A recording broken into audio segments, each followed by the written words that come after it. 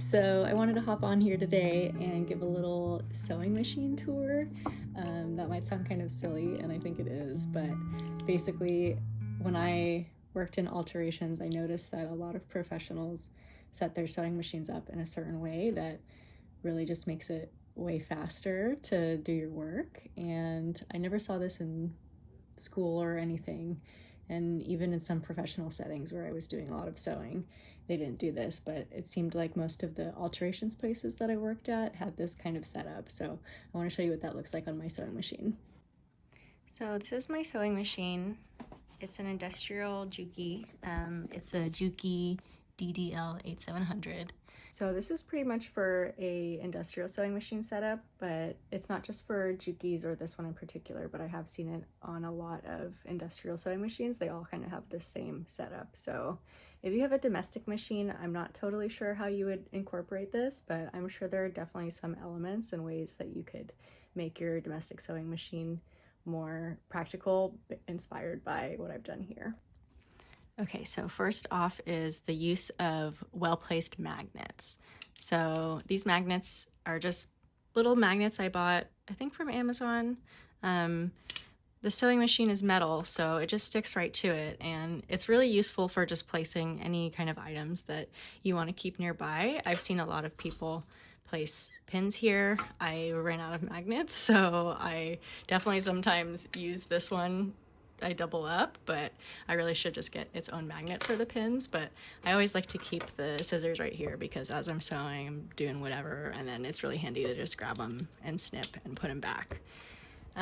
Next I have these magnets hold some presser feet that I use a lot, my zipper feet, 2 different ways, and then my rolled hem foot is really useful. And then I always like to keep an extra white bobbin handy because I'm sewing with white thread a lot for corsets, and one of the great things about an industrial sewing machine is that as you sew, it winds a bobbin for you. So I always have one of these locked and loaded, and then once it's done, I just kind of place it up here and it's ready to go for me. Another modification to my sewing machine is on the thread stand here. So I put my little sewing tomato here, and I use this mostly to hold needles that have thread on them because, you know, it is a hassle to rethread a needle, especially if you still have all this long thread on it. So I often, if I'm only doing a couple of stitches, then I will put the needle back on there with thread still in it so I can pick it up at a later time. And there's also just like a general assortment of different sewing needle sizes on here as well. So that's my little sewing needle holder. And then another thing I've done here is if you have one of these thread stands, you know that threading the thread through here is an absolute nightmare. It takes so long to do it every time. And this is my favorite hack that I've ever seen. It's just a safety pin, or this is a paper clip.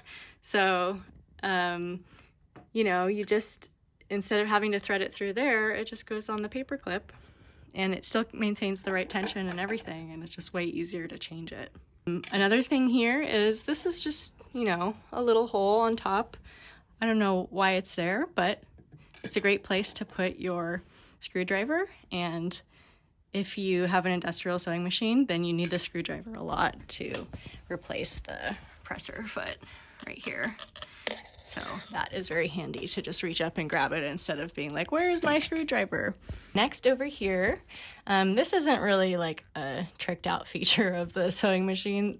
This comes with it, so most people probably do this, but I've got a seam ripper here, and this is like a little elastic threader bodkin thing.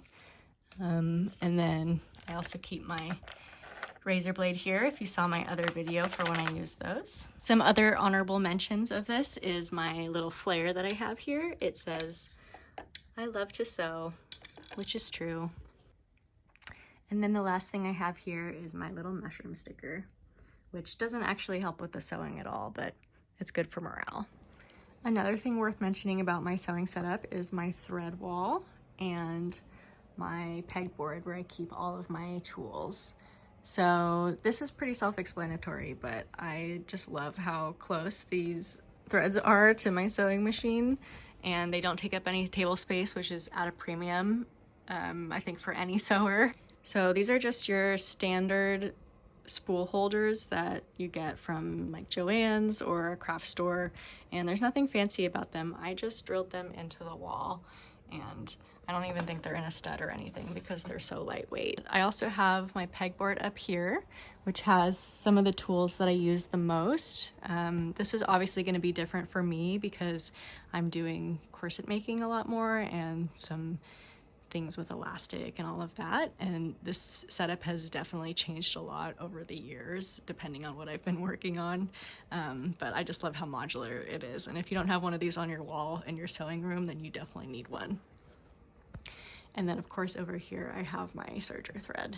I actually had my dad make this for me, and it was more complicated than it seems. It's surprising that they don't sell these online or anything for serger threads.